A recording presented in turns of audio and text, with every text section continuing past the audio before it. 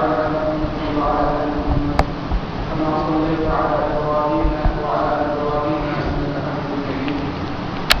اللهم بارك على محمد وعلى ال محمد كما باركت على ابراهيم وعلى ال ابراهيم انك حميد مجيد. அன்புக்குரிய இஸ்லாமிய சகோதரர்களே, நாங்கள் அல்-குர்ஆன் சுன்னாவுடைய ஒளி மரண சடங்குகள் என்ற ஒரு தலைப்பிலே தொடராக பல விடயங்களை பற்றி கடந்த நாட்களிலே அறிந்து கொண்டு வருகின்றோம். அதிலே இன்றைய வகுப்பு என்பது குளிப்பாட்டுதல், கபனுதல் சம்பந்தமாக செயல்முறை ரீதியாக உங்களுக்கு தெளிவுபடுத்தக்கூடிய வகுப்பாகும். உண்மையிலேயே இந்த செயல்முறை விளக்கம் ஏன்னு சொன்னால், இன்னைக்கு அதிகமான முஸ்லிம்கள் சகோதரர்கள் ஒரு ஜனாசாவை குளிப்பாட்டுவது பற்றியும் அதை கபனிடுவது பற்றியும் அறியாதவர்களாக தான் இருக்கிறார்கள். தங்களுடைய வீட்டிலே ஒருவர் மரணித்து விட்டால் அந்த மையத்தை வீட்டிலே வைத்துக் கொண்டு குளிப்பாட்டுவதற்கும் கபனிடுவதற்கும் ஆட்கள் தேடி அலைகிறார்கள். அப்படி நாங்கள் ஆட்களை தேடி அலையக்கூடிய ஒரு விடயம் அல்ல இந்த குளிப்பாட்டுதல், கபனிடுதல் என்ற விடயம். சாதாரணமாக வீட்டிலே இருக்கக்கூடிய ஒவ்வொருவருக்கும் தெரிந்திருக்க வேண்டும். அப்படித்தான் நமக்கு நபிகள் ஸல்லல்லாஹு அலைஹி வஸல்லம் சுன்னாவை எளிமையாக தந்திருக்கிறது. அதே போல நம்ம சமூகத்திலே நாங்கள் அதை ஒரு பாரமான விடயமாக ஆக்கி வைத்திருக்கிறோம். ஒருவர் மரணித்து விட்டால் அதற்கு செய்த கடமைகள் ஒரு பாரமான ஒன்றாக காக்கப்பட்டிருக்கிறது. அதிலே அதிகமான விதிவிலக்குகள் இன்றைக்கு நுழைந்திருக்கின்றன. இஸ்லாமிலே சொல்லப்படாத பல அம்சங்களை இன்றைக்கு அதிலே புகுத்தியுள்ளார். இதை நாங்கள் தெளிவாக புரிந்து கொள்ள வேண்டும் என்பதற்காகத்தான் இந்த ஒரு பயிற்சி வகுப்பை நாங்கள் இன்றைய தொடரில் ஏற்பாடு செய்திருக்கிறோம். அன்புக்குரியவர்களே, முதலாவதாக நாங்கள் விளங்கிக் கொள்ள வேண்டும், ஒரு மையத்தை நாங்கள் குளிப்பாட்டுதல், அதே போல அதனை தொடர்ந்து கபனிடுதல். இன்னும் மையத்துக்கு மொத்தம் 4 கடமைகள் மொத்தமாக இருக்கின்றன. குளிப்பாட்டுதல், கபனிடுதல், தொழுகை நடாத்தல், அடக்கம் செய்தல். இன்றைய நம்முடைய வகுப்பிலே நாங்கள் குளிப்பாட்டுவது சம்பந்தமாகவும் கபனிடுவது சம்பந்தமாகவும் தான் கொடுத்து சொல்லப்படுத்த இருக்கிறோம். ஒரு குறிப்பிட்ட நேரத்தில் ஒருவர் வீட்டிலே மரணித்து விட்டார். நாங்கள் போன வகுப்பிலே உங்களுக்கு சொல்லி இருந்தோம், வீட்டிலே இருந்தவர்கள் முதலாவது அந்த உடலுக்கு செய்ய வேண்டிய கடமைகள் என்னன்றதை நாம் புரிந்து கொள்கிறோம். முதலாவதாக இருக்கக்கூடியவர்கள அந்த ஜனாசா ஒருவர் மரணித்து விட்டால் அவருடைய கண்கள் அந்த உயிர் கைப்பற்றப்படுகிற வேளையே அது அப்படியே அதை பார்த்த வேண்டுமே அப்படியே இருக்கு, கண் திறந்து. முதலாவது உடலுக்கு செய்கிற கடமை நாங்கள் அந்த கண்களை கசக்கி விட்டு மூடிவிட வேண்டும். நபிகள் ஸல்லல்லாஹு அலைஹி வஸல்லம் அவர்கள் அபூ ஸலமா ரலியல்லாஹு அன்ஹுடைய மையத்தை வாசி இருக்கிறார். அதே போல தேவை ஏற்பட்டால் அந்த மையம் அதை நாங்கள் அடித்தட்டு கடவுள் சொல்லுவார். அது ஒரு கடமையான விடயம் அல்ல.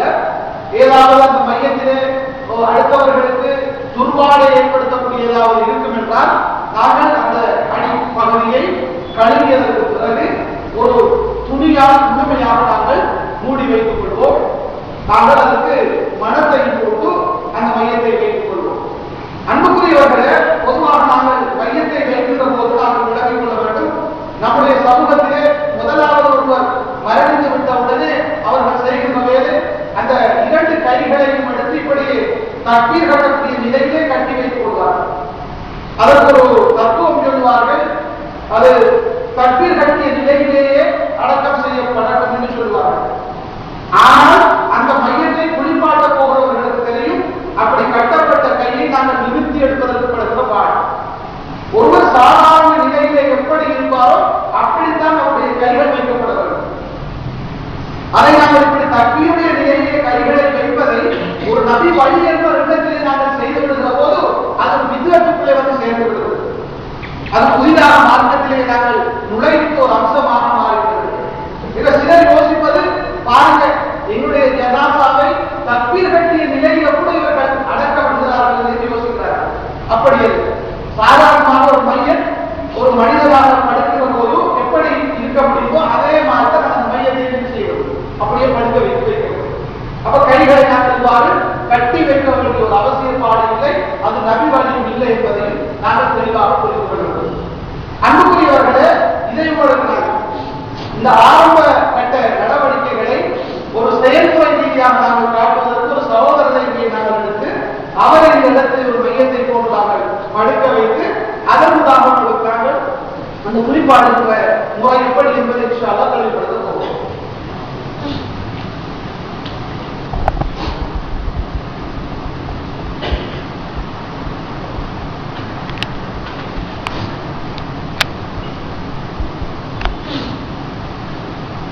இதுல முதலாவதாக நாங்கள் விளக்க விஷயம் என்னவென்றால், இப்ப நாங்கள் குடிப்பாடுவதற்கான ஒரு பயிற்சிக்காக இப்படி அலுவலகத்தை வைத்திருக்கிறோம். இப்போ ஒரு கேள்வி வந்து மையத்திலாக அவருடைய தலையை கிபிலாவை நோக்கியதாக படுத்த வைக்க விடுமா, அது ஒரு கேள்வி வருது. அதெல்லாம் கடமை. நாங்கள் அப்படி கிபிலாவை நோக்கி அதை வைத்து குடிப்பாடினால் அது குற்றம் அல்ல. கடமை என்ற உணர்வோடு நாங்கள் செய்ய முடியாது. அது சுண்ணா, அது நபி வழி அல்ல. அதே போல நான் சொன்னாலே மையம் ஒன்று இருக்கின்ற போது சாதாரணமாக அந்த மையத்துடைய கை எப்படி இருக்க வேண்டும் அப்படி இருந்த போதும் நாங்கள் சாதாரண இருக்கிற நிலையில் இருந்தது. அதனால் எடுத்து இப்படி கைகளை தண்ணீர் கட்டிய நிலையிலே வைக்க வேண்டும் என்பது கடமை. அதை ஒரு சுண்ணா ஒரு வழிமுறை என்ற அடிப்படையிலே செய்தால் அது விதிவிலக்கு. அது மார்க்கத்திலே புதிதாக நுழைவிக்கப்பட்ட ஒரு அம்சம் என்பதை நீங்கள் புரிந்து கொள்ள வேண்டும். அதனால் இந்த விடயத்தை நாங்கள் கவனமாக இருக்க வேண்டும். சாதாரண நிலையிலே மிக குளிப்பாட தெரியும், அந்த மையத்தை கட்டி வச்ச உடனே குளிப்பாடுகிற போது அந்த கையெடுத்து நிமித்துறது கடும் கஷ்டமானது.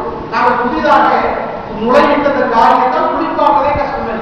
அப்ப சாதாரண ஒரு நிலையை நாங்கள் வைக்க வேண்டும். நான் ஆரம்பத்தில் சொன்னது போல கண்களை படிக்கிற கசைக்கு விட்டு கண்களை நாங்கள் மூடி வைத்து விட வேண்டும். அதே போல ஒரு முழுமையான புதியாக இந்த ஜனாதாவை நாங்கள் மறைத்து வைக்க வேண்டும். அதே நேரத்தில் அவர்களுக்கு தேவை ஏற்பட்டால் பின்பகுதியை நாங்கள் கழுவி வைத்து வைக்கலாம், தேவை ஏற்பட்டால் மனம் பூசி வைக்கலாம். இப்ப அடுத்த கட்டம் அன்புக்குரியவர்களே, நாங்கள் குளிப்பாட்டக்கூடிய ஒரு சட்டத்துக்கு வர வேண்டும். இப்ப குளிப்பாட்ட விடயத்தில் முதலாவதாக யார் இந்த குளிப்பாட்ட போகணும் என்றால், உண்மையாக பார்க்கப்பட்டால் அந்த ஜனாதாவுக்கு அந்த மையத்துக்கு நெருக்கமான ஒரு உறவினர் போவதுதான் சிறந்தது. ஏனென்றால் நபிகள் ஸல்லல்லாஹு அலைஹி வஸல்லம் சொல்வார்கள், உங்களில் ஒருவர் குளிப்பாட்டினால் அவர் குளிப்பாட்டக்கூடிய அந்த மையத்தில் இருக்கக்கூடிய குறைபாடுகளை வெளியில் செல்லக்கூடாது. வெளியே சொல்லாளர் வேண்டுதலாளர் இருக்க வேண்டும். ஒரு தந்தையுடைய மையத்தை மகன் குளிப்பாட்டுகிற போது நிச்சயமாக சொல்லப்படும். சில வேளைகளிலே நம்பிக்கை குறைந்தவர்கள் அப்படியான காரியத்தை ஈடுபடுகிற போது வெளியே சொல்லிவிடுவார். அது தடை செய்யப்பட்ட ஒரு காரியம். அடுத்தது நம்முடைய நெருக்கமான உறவினர் குளிப்பாட்டுகிற போது நல்ல மனசோட குளிப்பாடும். எங்களுக்கு எந்த விதமான அனுபவமும் அதில் ஏற்படாது. நாங்கள் இன்னொருவரை காசுக்கு கூட்டிக்காட்டு விட்டால் அவருடைய காசுக்கு வேலை செய்வாரோ. எனவே நாங்கள் வீட்டில் இருக்கக்கூடிய ஒவ்வொருவரும் இதை அறிந்து வைத்துக் கொள்ள வேண்டும். இப்போ ஒரு குளிப்பாட்ட வேண்டும் எங்க தேவை முதலாக அது ஒரு பெரிய ஒரு கஷ்டமான நிச்சயம். குளிப்பாட்ட வேண்டும் எங்க தேவைங்கிறது நீங்க முதலாவது வலியுறுத்தணும். என்ன தேவை நான் தேவைன்னு சொல்றேன். இன்றைக்கு தேவையில்லாத விடயங்களை தேவையான விடயங்களை நாங்கள் எடுத்து வைக்கிறோம். முதலாவது ஒரு மையத்தை குளிப்பாட்ட வேண்டும் என்று சொன்னால் எங்களுக்கு தண்ணீர் தேவைப்படும். அதே போல நபிசல்லாஹு இளந்தல நகர்ந்த தண்ணீரை கொண்டு கப்பலிட்டாங்க. அப்ப இளந்தல அது கூடாக ஆக்கப்பட்டு வந்திருக்கிறது. அதே போல கடைசி இடங்கள் கற்பூரத்தை சேர்த்துக் கொள்ளுங்கள் சொன்னார்கள், மனத்துக்காக. அப்ப அதுவும் எங்களுக்கு தேவை ஏற்பட்டால் நாங்கள் இன்றைய நவீன காலத்தை பொறுத்தவரையில் சவர்காலத்தை இந்த மையத்தை குளிப்பாட்டுவதற்காக சுத்தம் செய்வதற்காக நாங்கள் பயன்படுத்திக் கொள்ள முடியும். அதே நேரத்தில் அன்புக்குரியவர்களே, குளிப்பாட்டக்கூடிய ஒருவர் அவருக்கு தேவை என்றால் அவருடைய கையிலே ஏதாவது ஒரு துணி ஏற்றிக் கொள்ள முடியும், அல்லது கையுறையை போட்டுக் கொள்ள முடியும். தேவை ஏற்பட்டால் அதுவும் சொந்த வாக்காவுடைய மையத்தை குளிப்பாட்ட நினைக்கிற ஒருவர் அது தேவையில்லைன்னு பரவாயில்லை. அதாவது அது ஆரோக்கியத்திற்காக வேண்டி அவர் அப்படி போட்டுக்கொள்ள விரும்பினால் அது தடை இல்லவா. அப்ப இந்த விடயங்கள் நாம் முதலாவது கவனத்தில் கொள்வோம். இவ்வளவையும் வைத்துக் கொண்டு நாங்கள் குளிப்பாட்டக்கூடிய ஒரு விடயத்தை செய்வோம். ஒன்றும் செய்வது இதை வெளியில வந்து நாங்கள் இன்னொரு விஷயத்தை விளங்கப்படுத்தணும். இப்ப நான் சொல்றதுக்குள்ள கடல் தண்ணி வந்திருக்குதா, கடல் தேவையா? தேவை. அல்லாஹ்வுடைய தூதருடைய காலத்தில் கடல் தண்ணி எடுக்கவும் இல்லை. அப்படி கடல் தண்ணியை கொண்டு குளிப்பாட்ட வேண்டும் என்று கட்டாயப்படுத்தவும் இல்லை. அல்லாஹ்வுடைய தூதர் அப்படியான சூழல்ல வாழவும் இல்லை.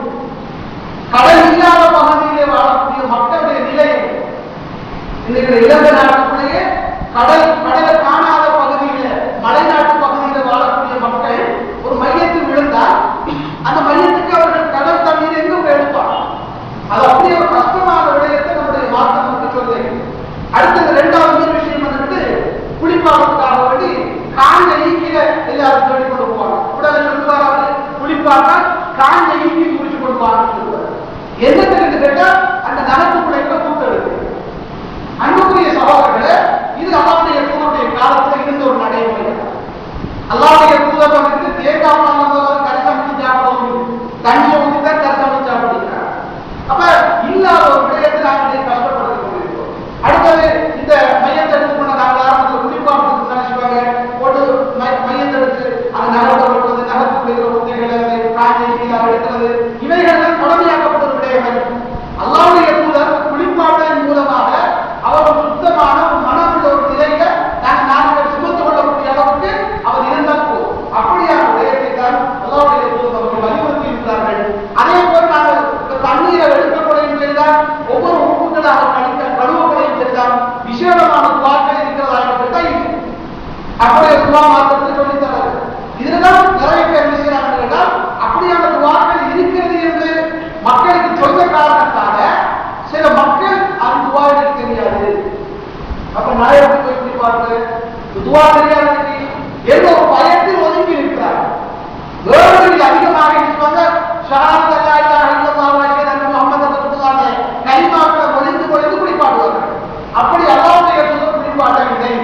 அல்லாஹ்வுடைய தூதருடைய ஜனாசாக்களை சஹாபாக்கள் அப்படி குளிப்பாட்டவில்லை. இது பிற்பட்ட காலத்திலே ஏற்படுத்தப்பட்ட ஒரு விதம், புதிதாக பண்ணப்பட்ட ஒரு விதத்தாக இருக்கிறது. அப்ப அந்த விடயத்தை நாங்கள் கவனத்திலே வைத்துக் கொள்ள வேண்டும். அன்புக்குரியவர்களே, இப்போ ஒரு ஜனாசாவை கண்டிப்பா நாங்கள் எதிர்பார்க்கிறோம். இப்ப குளிப்பாடுவதற்காக வேண்டி நபிகள் ஸல்லல்லாஹு அலைஹி வஸல்லம் அவர்கள் எங்களுக்கு சொல்லித்தர சில முக்கியமான விடயங்கள் இருக்கிறது. அல்லாஹ்வுடைய தூதர் சொல்றாங்க, நீங்கள் உங்களுடைய ஜனாசாவை குளிப்பாட்டுகிற போது அந்த மையத்துடைய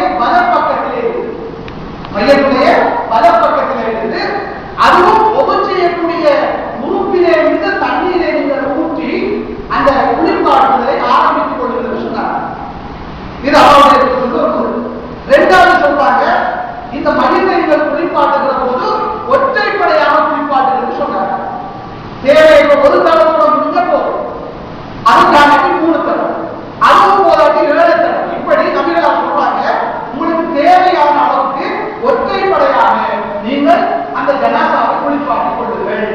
குளிப்பாட்டுகிற போது அந்த தண்ணீரிலே இளந்தரையை கலந்து கொள்ளுங்கள், இறுதியிலே கற்பூரத்தை சேர்த்து மனமாக்கிக் கொள்ளுங்கள் என்று நபி ஸல்லல்லாஹு அலைஹி வஸல்லம் அவர்கள் மையத்தை குளிப்பாட்டுவதற்கான அந்த சட்டத்தை சொல்லித் தந்தார்.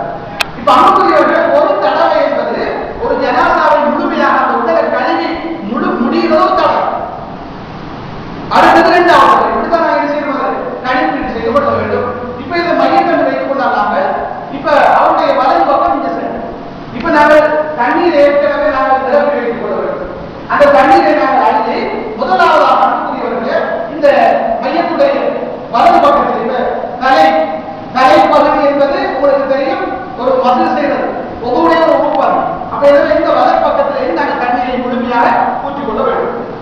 அதே போல நாங்கள் தண்ணீரை எடுத்து அடுத்த கட்டம் இந்த நிலையிலிருந்து இந்த இடப்பக்கத்துக்கு நாங்கள் செய்வோம், ஊற்றிக் கொள்ள வேண்டும். இப்ப இதுக்கு முன்னால் ஒரு விஷயத்தை நாங்கள் விளக்கணும்.